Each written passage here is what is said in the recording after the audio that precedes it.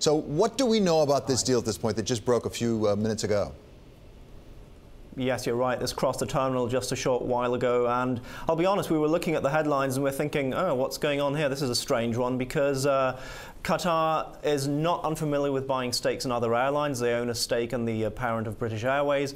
They own a stake in an airline in Latin America. But obviously, taking a stake or wanting to buy a stake in an airline in the US is a very different thing. It's sort of rife with political pitfalls. The relationship between American and Qatar in particular has been difficult over the last year or so. There's the accusation that Qatar is using massive state subsidies to push its expansion into the US.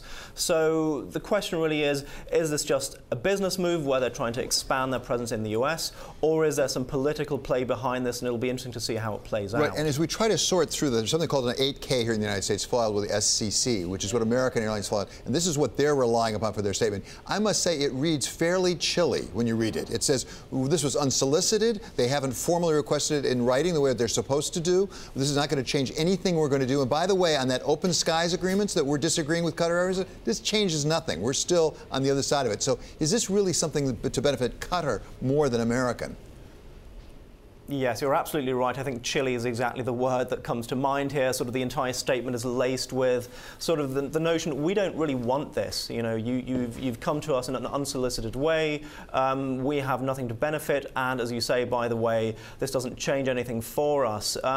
Is it Qatar essentially sort of kicking the hornet's nest and sort of trying to sort of move some of the issues that they have to the US? I mean, you have to bear in mind that Qatar is in a very difficult space right now. There's the laptop ban that was initiated a couple of weeks ago. There is the country that is isolated regionally. Business isn't what it used to be. The travel ban. So they're not coming to this from a position of weakness.